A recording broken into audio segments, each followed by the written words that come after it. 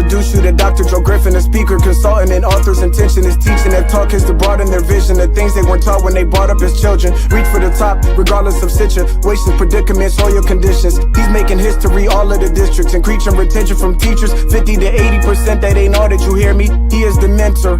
He paved the way with his tip methodology, really. Dream, be persistent, face fears, seek change, go out and go get it. This what you learning with Dr. Joe Griffin. With Dr. Joe Griffin, yeah. He says recognize trauma, push past the pain. If you got a problem, go look at his frame. Work your perspective and look at it change. Find a goal, set it in critical thing. Manage time, self-awareness. These are the few of the things he's trying to get you to do every day. Do every day.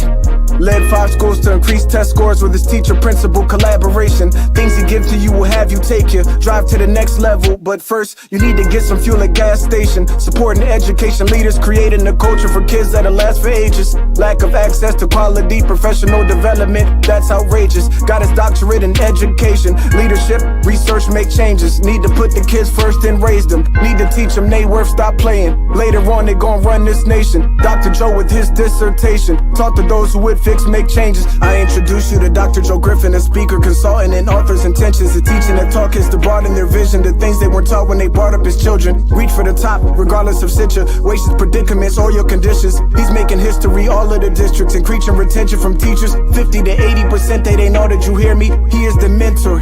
He paved the way with his dip methodology, really. Dream, be persistent, face fears, seek change, go out and go get it. This what you learning with Dr. Joe Griffin.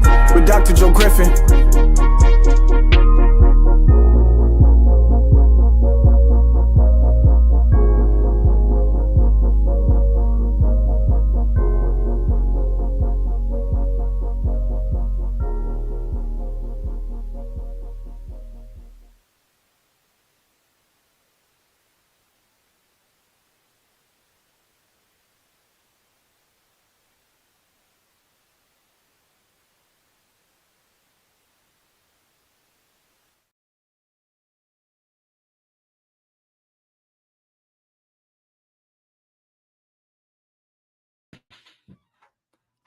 Great day, leaders. Great day. Welcome to the Speaking Life into You Leadership live stream. I am your host, Dr. Joe Griffin, where we talk leadership dynamics, personal and professional growth, educational trends, and provide solutions to help you with school improvement to create a culture of collaboration. Let's go.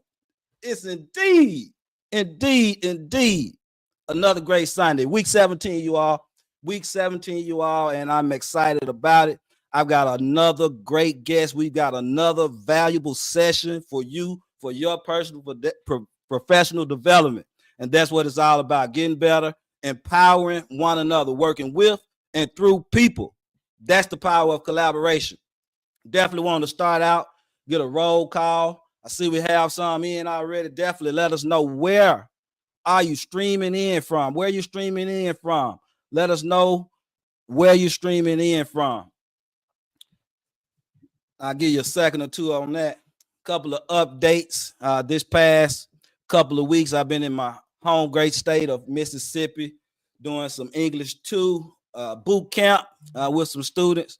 So fulfilling, you all, to be where you're needed, to be able to make an impact in my undergraduate level area. Of course, we do leadership as well, but to get in there and do some high dosage tutoring and know that you're preparing students for the state retest, that's powerful, you all. And I'm just full. I'm still full, still riding high from it. And I just enjoy those times being able to do such.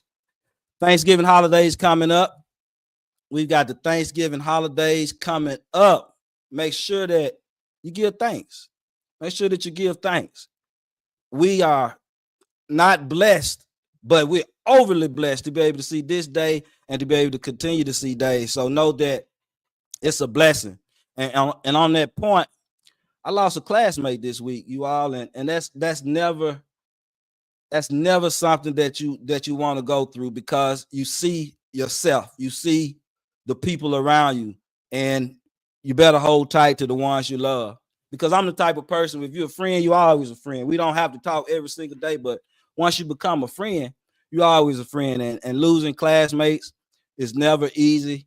It's always something that that you've got to work through. And with that, today we got a wonderful guest. We're going to talk some mental health. But before that, I definitely want to touch on the DIP approach for student and adult success framework, because it is based in college career readiness, as well as the SEL competencies and the mental health standards. And you've seen this one before, this particular pillar: the D, dream with desire; the I, initiate and invest in yourself; the first P, push past pain. And in that, it's about working through everything that you go through. You have to, because we don't have any other choice. And with that, you have to make sure that you look down at the bottom, and you have to recognize your traumas, which is a key pillar of maintaining great mental health and being in good mental stability, understanding your worth, and getting that therapy when you need it. But today, I want to talk just quickly about that last P, because all of it goes with mental health. Persist with purpose. And the particular mental health strands that persisting with purpose falls under our engagement, positive development, cultural responsiveness, the wellness focus, and behavioral health. And with persisting with purpose, after you push through the pain that we all going to face, you got to make sure that you always keep positivity at the forefront, because positivity rules. Positive anything is better than negative nothing. You got to know that. Positive always going to outrule. Try to stay positive. Remember that your drive is your focus, because that helps us to remain rooted in our purpose. And when you got purpose, that also helps your mental stability. It helps you to be able to keep going through your wins. You've got to accept them, but also know that losses, they teach valuable lessons. They teach valuable lessons. And through it all, you want to persevere. Persevere. Once you get to this point in the DIP approach, you want to make sure you're helping others, because in that process, the empowerment of others. That's why we come on each week. We're collaborating. We're working with and through other people, trying to put all educators in better positions. And then you're going to always set more goals. Once you start achieving your goals, you want to keep moving toward more and more goals. And that's a great way to also aid your mental health. I want to get ready to introduce our guest for today. I'm grateful to have this highly esteemed gentleman, Dr. Christopher Warren. And our topic today, of course, is building stronger schools, mental health, partnerships, and graduation success. Dr. Christopher Harris Sr. He served as the superintendent of Warren County Schools since July 1st, 2021. Prior to becoming superintendent, Dr. Harris has worked in the Warren County school system since May 2013. He served as a social studies teacher and coach from 2013 to 2018, becoming principal of Warren County High School May 2018, and CEO of the Warren Career Academy from 2019 to 2021. Dr. Harris earned a Bachelor of Science degree in political science from the University of West Georgia, a master's in general education from Cambridge College, a master's of arts in teaching from Augusta State University, a curriculum and instruction degree from Augusta University, and a doctorate in education administration from South Carolina State University. It is indeed my pleasure to bring Brother Dr. Christopher Harris, Superintendent of Warren County Schools, to the stage. Welcome, welcome, welcome, Dr. Harris. How you doing, sir? I am doing well. I am doing well. I have a way of just knowing our audio was going to work out. Seems like we've been going through that for the last few weeks, but it always works out. It always works out. We're able to get our guests on, and I'm thankful to have you on with us today, Dr. Harris. And I was looking at your very impressive biography, and I just wanted to start off by allowing you to have a word or two.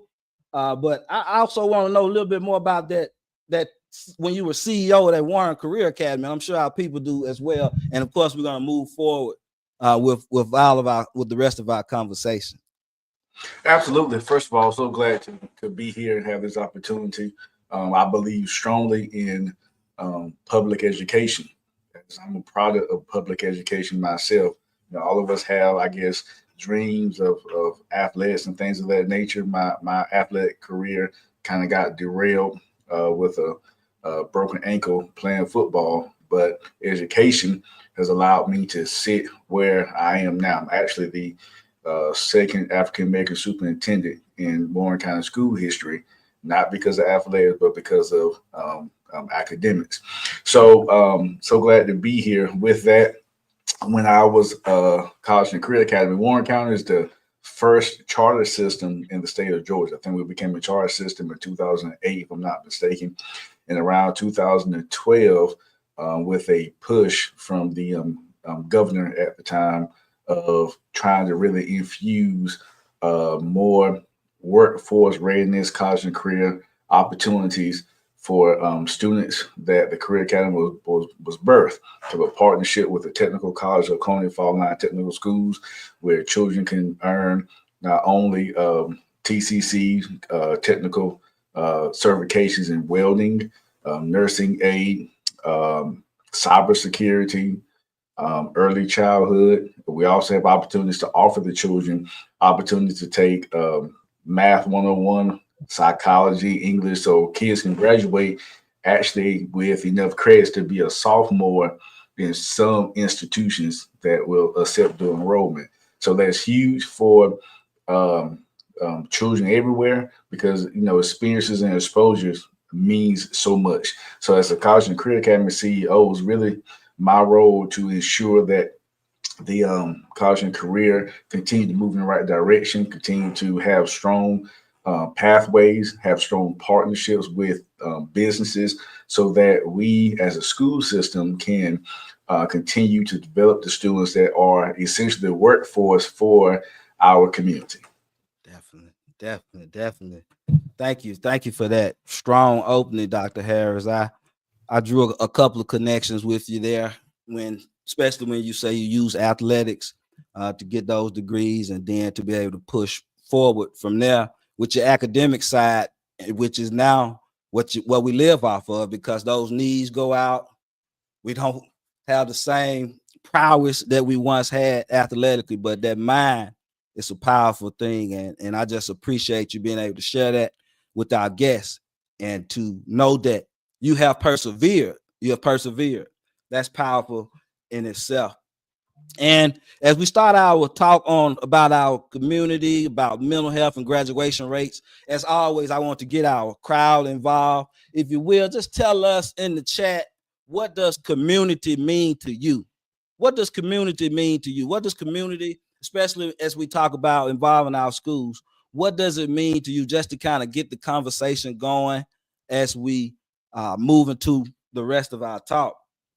I also heard you talk about the power of dual enrollment, and that's powerful for students.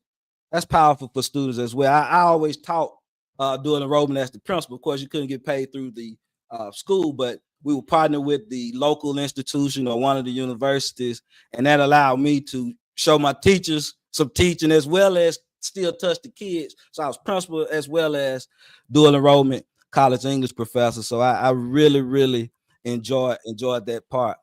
So as we move forward, I want to start with our first part, raising mental health awareness in our schools.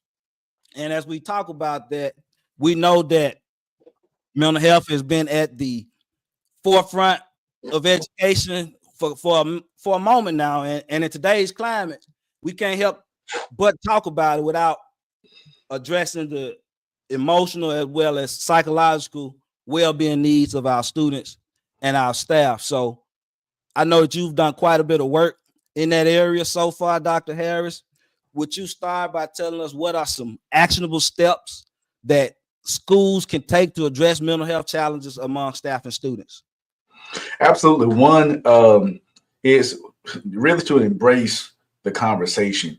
Some communities, I can tell you my own personal home, I grew up in a place where what's said at home stays at home. So is really just trying to embrace those conversation issues, because every community is different. Every child is different. So it's really coming to the table to see what are the issues amongst your children, amongst your school system, and really getting the right people to the table to have the right conversations. Our discipline in education. So we typically view solutions from an educational lens. However, you need those different phenomena and constructs to be able to identify and troubleshoot those problems to really have a holistic approach. So it's really a multi support system where you're able to get the mental health care professionals, the clinicians, the social workers, the educators, the administrators, even the school counselors that all have a different lens, but with the same goal of how we can best benefit the children. What are our children experiencing, and how can we get the right supports in place? Because we can't expect them to do well in the classroom if they are not well emotionally and I won't say spiritually, but emotionally and physically, that wellness piece. So it's really that social emotional learning, awareness, getting the right people to the table, collaborating with the right people, partnerships, so that we can have real open conversations and build relationships and trust. I lean on the statement that everything moves at the speed of relationships. So it's getting the right people to the table, having the real conversations, reaching across lines to troubleshoot and solve problems, and really bringing awareness that it's okay not to be okay. Definitely, definitely. Key words there. I heard you say SEL, wellness, relationships, and it's I won't say funny. It's strange to me how that always goes together. It always comes back to being one of the biggest pieces of being able to collaborate effectively and to ensure that people are well in the workplace. You also touched on saying what is one of our community flaws sometimes. What goes on at home stays at home. And that's okay when it's good stuff that needs to be stayed that needs to stay at home. But some things need to be brought to light more sooner, more sooner than later. So with that being said, how can schools effectively partner with mental health organizations to bring resources into the building and also create that culture of openness so that we can actually provide help and resources to those who need it in our schools? Well, it's the openness. I'll start there. Is really allowing the community to come in and have a part. Again, as a former social studies teacher, when you get to high school, those content specific areas, those teachers become real territorial because you are the experts in your content. But it's the same thing with education, being able to open up the doors to have the communications.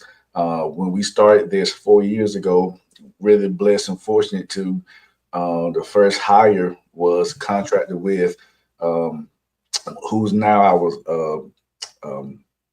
liaison coordinator for our mental health program. And her name is Samantha Daniel. She's absolutely amazing. And we went through many applicants to join. We were very specific in who's best for this grade band and what organization is best. So it wasn't just throwing something on the wall. It's really having that mutual goal of where we want to go, where we want to be, and building it from the foundation and what level helps us to get to that point. We have a psychiatric nurse because we saw a need for it. We have a clinician, Sarah Lee, that's great with the lower elementary kids because there was a need. And we continue to build from there, but it's being open, allowing the people to come to the table. And we never lose sight of the main goal of what's best for children. My Board of Education has been phenomenal. Support the program 100%, but it started with getting the right people in the right places. And then from there, as issues have arisen, that we say, step back, look at what's needed to solve this problem. Love it, love it, love it. Appreciate that answer, Dr. Harris. And just a little crowd engagement here. We know that mental health matters to all of us, what's one thing that your school does or could do to support mental health? If you would share that in the chat, definitely. And if you don't chat, think about it. Think about it. What can we do? What can we do more to ensure that we support mental health in schools? Got Brother Marcus Stokes signing in from Memphis, Tennessee. Definitely appreciate you, Brother Stokes. And as we continue to move forward with our conversation, we're talking about community partnerships as well. Sometimes we hear the phrase that it takes a village to raise a child. And we know that we all need help. Being able to have a support system, having that village, it allows you to create those strong community partnerships. You can provide opportunities that schools by themselves or alone, we just can't do when you're able to stretch out and involve the community. What role do partnerships play in building a stronger school community? And what have been some of your most successful collaborations, Dr. Harris? Well, partnerships allow you to expand resources. There's a statement that I heard some years ago, and I like it. I use it. You know, you can't have more vision than capacity. However, you have to build that capacity to meet the vision. So these partnerships, there are some situations where our mental health clinicians may not be best suited to serve that particular situation. Well, we connect with local providers. That could be locally as rural, that could be locally as the nearby city, county, whomever it may be, because the end goal is still to get the resources. We reach across in conversations with our local community health clinic to see how we can get more partnerships. I actually have a meeting this coming Tuesday with a director from Piedmont Hospital of how we can continue to build resources. We've had interns with Augusta University that have come and got hours, but also allow us to expand our clinic so that we can serve more students. So those resources have allowed us to be able to offer more services and build a connection so that we can get the supports that's needed. Powerful, powerful. You can't have more vision than capacity, but you can build capacity to meet the vision. I love that. I love that. I want that to just sink in for a moment for those that are listening, because it's not that you can't have the vision. You got to continue to build yourself up to where you can meet it. Thank you for that. That's powerful today, Dr. Harris. So with that being said, what kind of advice would you give to those leaders if they're looking to create or initiate partnerships with local businesses and organizations? Well, again, it's being respectful of the various expertise, but also where are we going? Who are we? Where are we going? Where do you want to be? I think if we call back, I think it was Steve Jobs with Apple was a big person that asked those three questions. Who are we? Where do you want to go? And who do we want to be? So what are the needs? How do we solve those needs? Who needs to come to the table? Because our students are the workforce for the community. So it's a win-win for everyone. So now with your community, what's happening? What's going on? How can we set the goal? Because we want them to graduate. We want them to do well. Well, it's a real, true, holistic approach to working with these students. The teachers want them in class because everything is not a discipline problem. Sometimes it's an expression. The children may not express themselves in the best manner, but it's really delving down to say it's easy for me to write a referral, tribunal, and kick them out of school, but what's more, what's going on? So it's the relationship with the parents. Sometimes the parents don't really have an idea of how to solve the problem. So now it's listening to them, creating an environment that they can come, that they can talk, getting the resources, making the connections so that we're able to sit down at the table what needs to happen, put the plan together, and see how everyone fits into this actual plan to benefit the kids. Definitely, definitely. You just touched on the crust of some of my work in this discipline culture plus instructional practices equals performance manual, DIPP. That's on the educational side. What I talked about at the beginning deals with primarily the SEL, but discipline culture is the collaborative way in which teachers and administrators handle issues daily and how that affects the instruction. And we're talking about not just behavior. Discipline culture involves way more than just behavior, but those issues that affect student to student, as well as student to adult, and the elephant in the room, those adult to adult issues that really affect what's going on in those schools as well. And I kind of want to see our good friend and brother, Dr. Curtin. He's in the chat active. He said, thank you for recognizing the importance of actionable steps in addressing mental health challenges and building strong communities, and that it's critical that we treat mental health as a foundational pillar of student success. Definitely. Thank you for that, Dr. Brother Curtin. We appreciate your participation, and that's facts, as they say. That's big facts that you're speaking in the chat right there. And I'm happy that Dr. Harris is able to join and be a part of this conversation and spearhead this conversation with us. And with that, crowd, I want to engage the crowd again. And please make sure you like, share, comment, subscribe. I have to remember myself to do that, but I ask you to like, comment, share, subscribe. Don't just keep all this valuable information to yourself, because again, each and every week we provide value, great professional development. Crowd, think about your community. What local organization or group do you think could be a valuable partner for your school? Think about it. If you have some ideas, put it in the chat, but definitely think about how you're going to reach out into the community and grab more community support. So what local organization or group do you think could be valuable and a valuable asset to your school or community? And if you already have people that you're working with, think about more. Think about more. You can't have too much community involvement when you're talking about building up your schools. Graduation rates, as we prepare to move toward our talk on graduation rate. And notice, crowd, that viewers, all of this ties together.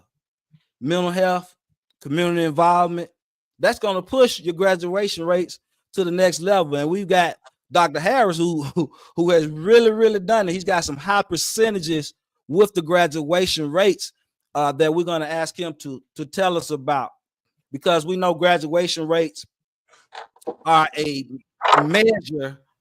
often seen as a measure of school success, but we know that getting students across the finish line, it requires a whole lot more than just getting good grades. It's about creating pathways. It's about removing barriers, giving them an opportunity to keep going after. So, Dr. Harris, what strategies have you implemented to help students stay on track and graduate on time, and definitely include those percentages, if you will? Absolutely. My current high school principal, he and I are both very competitive. So when I was high school principal, the graduation rate before I transitioned to this particular role, I think it was I got up to like 90.5 maybe, and that was with the support. I mean, again, amazing staff, amazing support system, and we implemented a lot of mastery learning, credit recovery type opportunities, so that the students have every opportunity to show what they have learned, and that helped us out tremendously. Now, the current principal, Dr. Roger Hilton, and the high school staff have taken to a new level. We at 94.4%, and it was only about 0.6% points away from being in the top 44% of the graduation at schools, high schools in Georgia that had 95% higher. And that is not a small feat. Now, being rural, the error for margin is exacerbated greatly, because 4, 5, 6 students greatly impacts the overall compared to when you have a large number you're dealing with. Now, 20%, you still in the high 90s. So I just want to put that in context to where I think our graduation class was 56, but the room, 2 or 3 or 4 or 5 greatly impacts that compared to something that's large. And really is relationships. The counselors do a great job of having individualized graduation plans, and we just don't push them to the side and just say, oh, well, we're working with the parents, working with the students to make sure everybody's successful. So we have early warning identification systems with our at-risk list. The teachers staying in tune with the students from after school to career recovery to personalized plans to making sure that we have a plan for each student. And it takes time, but the students are worth the time, whether that's military work, wherever case may be. Because again, think about, I can't speak for you, but I'll use myself for example. When you go to high school, they hand you your class list. You're gonna take this, this, this. You may choose your electives, but now you get to college, and unless someone in your family has been before, you have to decide those classes. You have to go and make the connections. And sometimes people get lost in the shuffle and not really having that guidance of how to make those connections. Well, the high school teachers, counselors do an amazing job of making sure that we work with the parents and the kids to motivate them, to give them the plan, but also to inspect the plan and not just say, oh, well, it's you, you go figure it out. No, it's working with them every step of the way to show that we care because we want them to be successful. And now we've reached 94.4 and we're on track to go higher this year. That is awesome. I love to hear it. 94% graduation rate. That is definitely to be commended. Dr. Harris, keep up the great work. We appreciate what you're doing because anytime we can improve all around the board at our schools, overall our community and nation but gets better. So thank you for that. And I heard you talk about connections. That's also one of the pillars of what we talk about, making those connections. That allows you to be able to understand individuality as well as diversity concepts. And that leads to empowerment. And then being able to empower allows us to be able to have a sense of belonging and acceptance. And then you're able to collaborate. Now we're talking about commitment and accountability, bringing those pillars together, part of a 3-sense leadership model that I like to use in presentations and professional development as well. So thank you once again for your knowledge there. And I heard you talk a little bit about this in your answer, but I want to push you to go a little bit further when you talked about the career readiness as well as alternative pathways. How does that fit into your work? Well, Georgia, Governor Kemp in Georgia has a huge push for kids to be workforce ready. And, for example, high school, I think 2 years ago, we added a networking pathway. Technology is here, whether you want to accept it or not. So the college and career, our counselors use a career cluster inventory referred to as U-Science. And that helps the kids to start to narrow down some interest levels. And then our college and career is how we're able to afford some opportunities that are at no cost to the students so that we can provide those exposure and opportunities.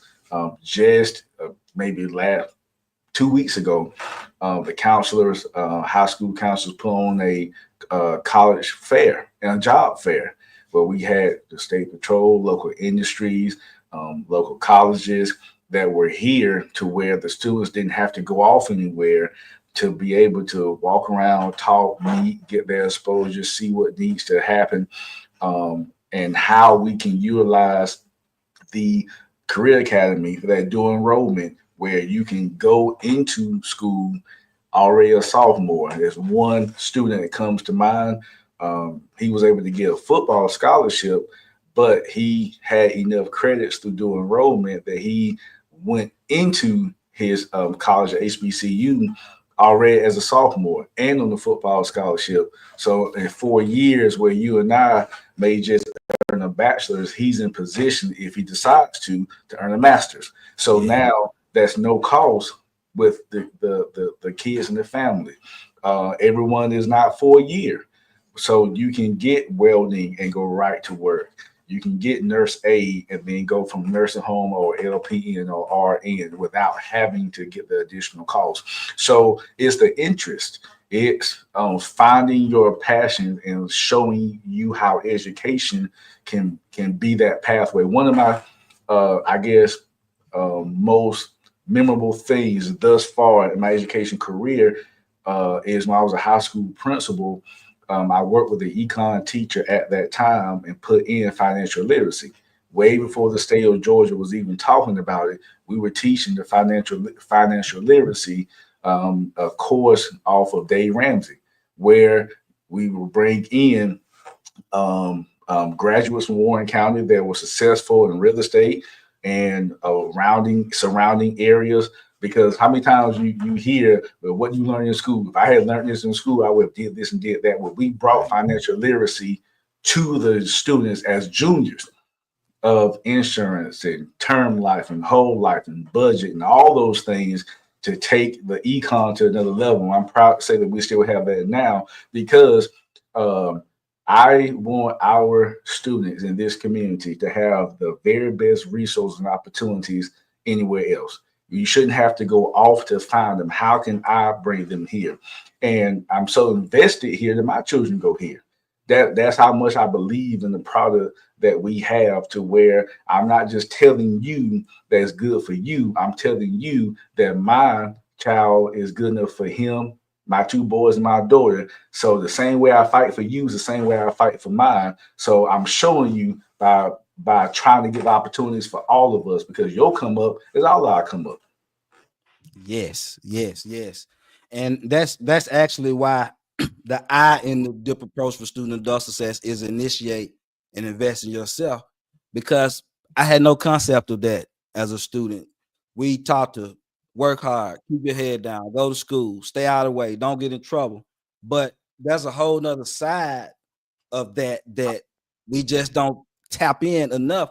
And that's the investment part in yourself, to be able to maintain, to keep going, to be able to extend and help other people as well, which is, again, empowering others. That's what it all comes down to, because through that, we individually also become empowered. And crowd, I want to get you involved. I want to get you involved here. What is something that you do within your school community to support students at risk of not graduating? What's something that your school system does to get kids graduated? You know, whether it's doing home visits and getting them out of the home, because a lot of times that encouragement is what they need. Whatever it is that you do specifically, or that you know of that your school does to help kids or to support students at risk of not graduating to graduate. And then nothing else, think about it. And that's what it comes down to, because we want to, again, put people in better situations to be better. And with that, we kind of shift to our portion of the talk, where we talk mainly about those community relationships, because how we engage family and community members, it matters. It matters. It helps us to be able to build a sense of shared responsibility. What strategies, Dr. Harris, do you feel like you have found most effective for fostering community involvement in schools? Well, one is creating space for them at the table. Our parents, as all of us, your first learning institution begins at home. So what happens when the home that is your foundational learning institution, maybe they didn't have the best experience when it comes to schools? So before we even get a chance to build that partnership, that apprehension is there, that their experiences are there. And now it becomes not only disjointed, but combative, because the school system is looking at the community as, or the parents as what they need to do. The parents is looking at the school system, and nobody's willing to come to the table and keep the main thing the main thing. So one of the things that we've done, I think this is going on year 2, is we shifted from school specific parent type engagement nights to now we have school wide family engagement nights, where this is our 3rd year. I'm also proud of this too. Many times the high school may look at the middle school about what needs to happen for the school kids to be ready. The middle school may look at the elementary as to what needs to be ready. Well, speaking with my team, we just kind of came up with what happens when we really break down literacy. We know the research on what happens when kids need to read on 3rd grade level, all that kind of stuff. Well, let's keep scaling it back until we see where we need to start. So first time ever in the district, we developed a pre-start, pre-K to jumpstart program where we focus on early literacy. There's a jumpstart to pre-K. And the goal is still to get those foundational skills is built in the basics. Never had that before in the district. From that, it led to a grant that we've been able to receive. Had some international names like Emily Rubin has come and to what we have done. And the kids that came to our 2-week camp on the initial screeners, the first year did almost about 36 to 40% better than those kids that didn't on the initial screeners. To now we move to this year, is up to almost 70% of the kids that scoring higher just by those foundational skills. Our 3rd grade elementary school now have received a literacy award 2 years in a row from the state Superintendent Woods. And our 3rd grade reading level thus far is up to 70% a read on grade level, because you're doing those earlier things, and we're including the parents. So it's getting the parents and the community to the table. Our elementary school has now had their inaugural beta club. So you're reshaping the structure of how you want the kids and the families to be a part of. Our middle school just had a recent induction, and we're working on coming up to the high school. So it's creating those environments, getting to the table, having conversations of the basics of how we can, the parents can work with the kids at home, providing them books, providing them opportunities, providing it, and showing them in a very non-confrontational way of how we want to partner, how we want to come together, how we want to have this relationship, and your part and our part from setting schedules. We had Halloween Fest with kids, banner contests, paint nights, family paint nights, making the holistic events. We've had conversations about even trying to start a Parents as Partners University that we're still in conversations of how we can create the environment that we want to partner with the parents, but allowing them to be comfortable enough to come to us before that there's a problem, and reshaping their paradigm. Love it, love it, love it. And one of the things I heard you say was making space at the table. Yes. Making space at the table. And to make space at the table, that you have to have a sense of vulnerability, because you have to be open. You have to be open. And that's one of the things that garners in the support. So I definitely applaud what you're doing. I can see and I can feel the movement there. And you also mentioned the same night family engagement. So that means that I'm assuming, and I'm hoping I got it right. That means that you're having one event on these nights instead of 3 or 4, depending on how many schools you have. And that allows the parents to be able to come to a place and be able to meet everyone that they need to meet on that particular night. Did I understand that correctly? Well, yes, but it's not just a conference. It's where we come and the kids have activities. We have community vendors there from jobs or local agencies, Kiwanis, Pop Warner, local agencies to be there to have conversations. Elementary school teachers are all there to get some information. High school get some information. We have games to show how you can, like, for example, the elementary school math teachers taught me to roll the dice and and playing a little putt game to see how you can roll two numbers and add and play a game to make learning fun.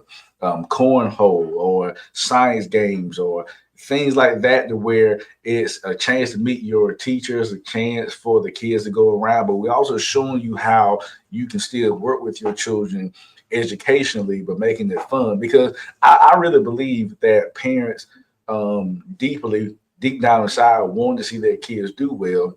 And sometimes you just may not have the, not only you say resources, but just the knowledge base to be able to support their work. I'll be honest, my wife is a teacher.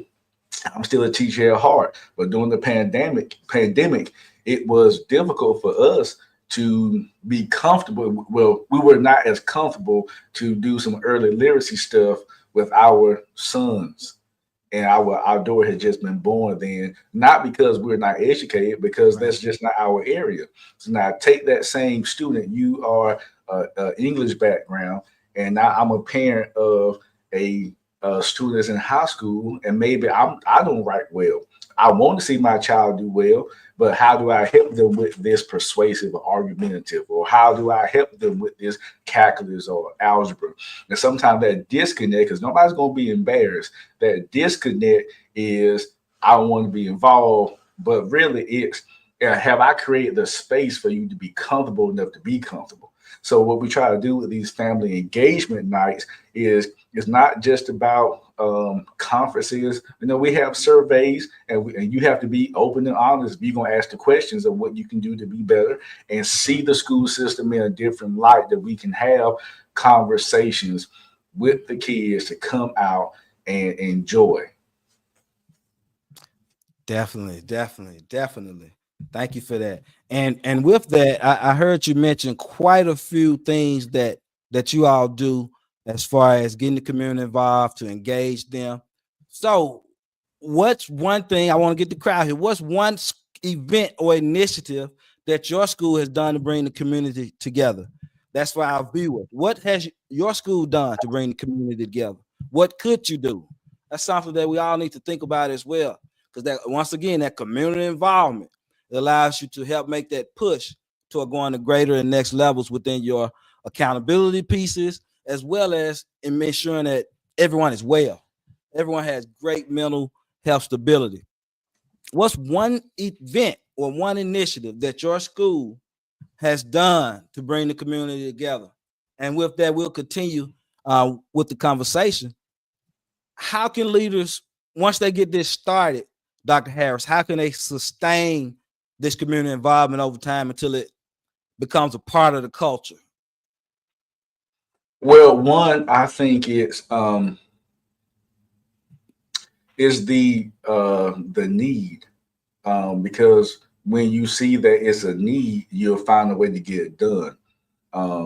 And number two, being realistic about that capacity, understanding the parents that work and the time and how you can adjust the times or adjust the resources so that you can meet the parents, understanding the demand that it may be on your particular faculty, and just making a decision and say, hey, we want to have these engagement nights. We want to have these events that are part of what we do, and you plan them. You don't let them get lost in the shuffle, as we have our school improvement plans and district plans and school calendars and everything else. This has to be ingrained into your normal operations, and you plan for them, because these events are just not haphazardly put together. We talk about, we plan, we advertise, we inform well in advance, because you have to be considerate of the teachers that work as well as the staff. Well, we look at athletic schedules, so you're not making parents make a decision between a football game or a basketball game and then engagement night. We do it at a time to where it can really be a focus. We try to do it around a certain theme. For example, we just did the Oktoberfest I was telling you about. Well, kids want candy. Let them come to a safe environment versus in the street. Definitely. So it's really just understanding that with our this is who we are. This is what we want to continue, and keeping the conversations in the forefront, and not let them get to the side. So you plan them and you take the feedback. So we debrief. This is what the parents said worked. This is what they didn't. How can we continue to move it along, or what things work well, and how we can improve and be open and honest about it. Definitely. And wow, that's powerful. And before we go to our last couple of questions, I want to get our affirmations done. I didn't start with them at the top of the show today, Dr. Harris, but each week we model affirmations for our viewers. And this week's affirmation, as always, they come from our Empower Communities educational framework, but they go right along with our mental health pieces as well. I resolve conflicts positively as an educator. Say it in the chat, you all. Say it out loud to yourselves, but definitely affirm that ability, because you have to be able to resolve conflicts positively, mental health purposes as well as community engagement purposes. I prioritize my emotional well-being as an educator. I prioritize my emotional well-being as an educator. And I study my craft. I study my craft as an educator, because you want to keep getting better, keep digging in.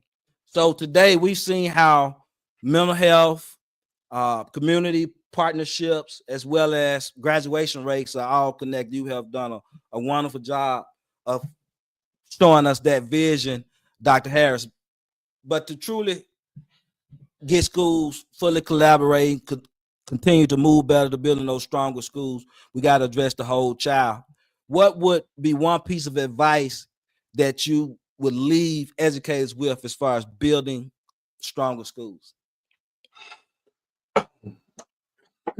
We're in the people business. So, you can't lose sight of that in relationships and trust. We're not a business where if I'm trying to have something in the manufacturing world and I come to your company and you send me a defective product, that I ship it back to you to get something that it doesn't work like that with people. And I think that's important to understand, because we as the adults don't always do well with stress. The children don't always do well with stress. The teachers don't always do well with stress. So it's not where you lower your standard, but it's really just to understand you are in the people business. And sometimes the initial conversation may not be the initial issue.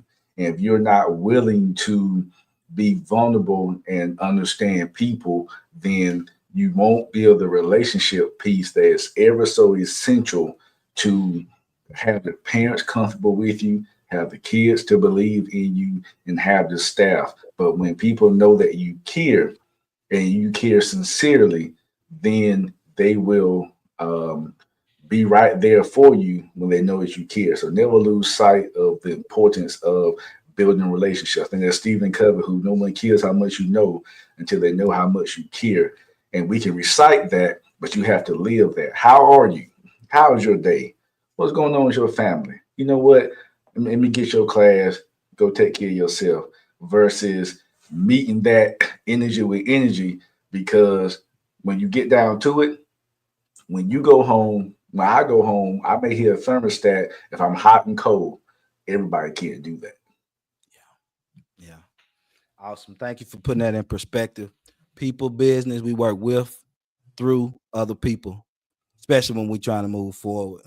You can do more with a team than you can alone, and you can go further as well. So I definitely agree with all of that, what you said. And I thank you for joining the Speaking Life in the You Leadership live stream today. And I know that you have done an excellent job of speaking life into our viewers. on today. If people wanted to get in contact with you, Dr. Harris, advice, consulting, whatever it is that they may need, how would they be able to do that? Absolutely. My direct email is Harris C, all lowercase 921 at gmail.com. And my work number wise that I still have with me is 706-962-1435. I believe that iron sharpens iron. So we're all in the same business for the same purpose, is to help pay it forward. Definitely. And with that, I want to leave the audience with a few ideas. First off, if you are getting ahead of the game and you're preparing for Black History Month, you're looking for a speaker for your Black History events, Dr. Joe Griffin, I'm your answer.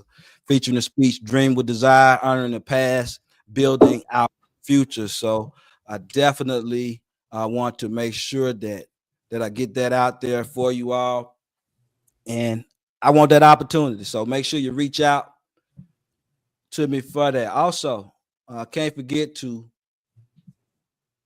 tell you about my works as well. Educational leadership pillar, DIP approach for student and adult success. Actually, that's the SEL pillar.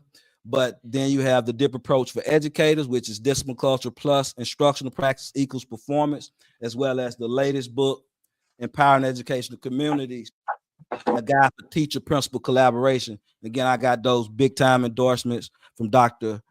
Noguera as well as Principal Kafele on it. It comes with the professional development. So again, definitely want you guys to reach out. If you're talking about empowering your educational community, you're talking about making a connection, empowering as well as collaborating, don't hesitate. Don't hesitate to reach out to me.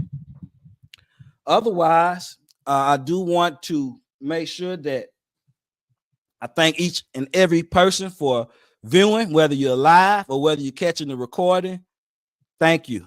Continue to educate, continue to inspire, continue to motivate this next generation of students. Until we meet again next week on week 18 of the Speaking Life into You Leadership live stream, Dr. Joe Griffin, we're out always speaking and writing life into you. Thanks again to brother Dr. Christopher Harris. Thank you. Yes.